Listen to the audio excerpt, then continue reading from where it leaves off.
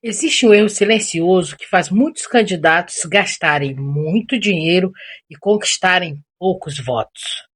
Enquanto isso, outros candidatos conseguem resultados muito melhores investindo menos.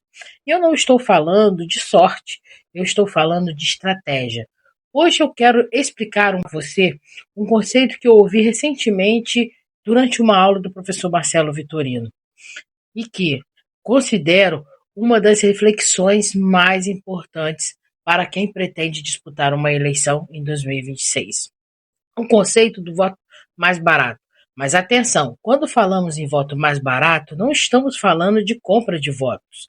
Estamos falando de algo muito mais estratégico. Vamos falar da construção de relacionamento político. Antes de continuar, já aproveite para se inscrever no canal. Hoje somos pouco mais de 100 inscritos, mas já ultrapassamos milhares de visualizações. Se você trabalha com comunicação política, é pré-candidato, assessor, vereador ou acompanha os bastidores das eleições, este canal foi criado exatamente para você. Toda semana eu compartilho conteúdos sobre comunicação estratégica, marketing político e pré-campanha. Então, se inscreva e ative as notificações. Agora, vamos ao tema.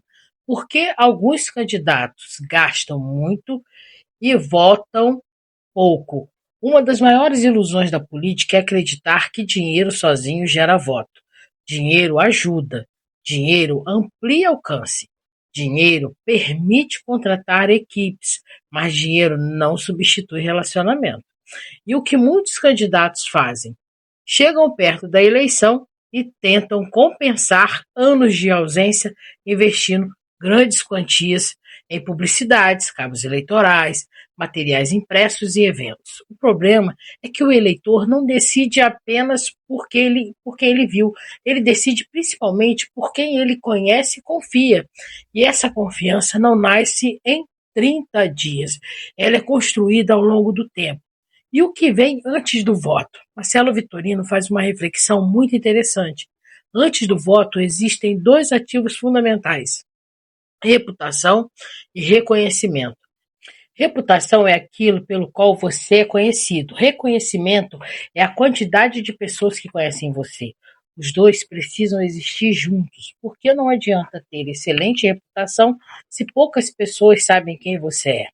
E também não adianta ser conhecido por muita gente se ninguém confia em você. O desafio da campanha é transformar reputação e reconhecimento em decisão de voto. O erro da maioria dos candidatos: muitos candidatos começam a campanha tentando comprar velocidade, querem acelerar um processo que deveria ter começado muito antes. Por isso, aparecem os erros clássicos: dependência excessiva de lideranças, dependência excessiva de cabos eleitorais, dependência excessiva das redes sociais, dependência de impulsionamento, ser estratégia. Tudo isso pode ajudar, mas nada substitui relacionamento. Porque relacionamento gera confiança e confiança gera voto. E o voto mais barato é o voto de relacionamento, aquele que começa antes. Aqui está uma principal lição: o voto mais barato não é o conquistado na última semana. O voto mais barato é aquele construído ao longo dos meses, porque ele exige menos convencimento, menos investimento, menos esforço de mobilização. Quando uma pessoa acompanha seu trabalho durante meses, recebe informações frequentes de sua atuação e entende as suas propostas, o custo de conversão para o voto é muito menor e por isso pré-campanha não é gasto, pré-campanha é investimento.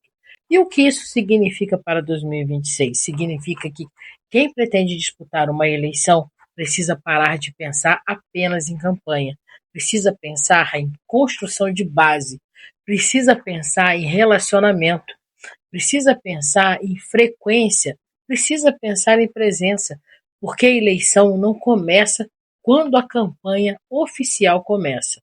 A eleição começa muito antes. Ela começa quando o eleitor começa a formar uma opinião sobre você. E é isso que acontece todos os dias, nas redes sociais, nas reuniões, nos eventos, nas conversas, nos grupos de WhatsApp, nas visitas no trabalho de território. O que eu faria hoje se eu tivesse começando uma pré-campanha agora? Eu faria 4 coisas. Primeiro, mapearia meus territórios prioritários. Segundo, criaria uma estratégia permanente de relacionamento. Terceiro, construiria uma base organizada de contatos. Quarto, produziria conteúdo com frequência e consistência, não para viralizar, mas para permanecer presente, porque eleição é memória e memória é construída por repetição. Se existe uma lição que essa reflexão deixa para nós, é simples. Quem deixa para construir relacionamento perto da eleição paga mais caro por cada voto. Quem começa antes constrói confiança, e confiança continua sendo o ativo mais valioso da política. Agora, eu quero saber sua opinião. Você acredita que ainda existem candidatos apostando apenas em dinheiro e visibilidade? Ou você concorda que relacionamento é o principal ativo de uma campanha moderna? Escreva aqui nos comentários. E se esse conteúdo fez sentido para você, compartilhe com alguém que está se preparando para as eleições de 2026.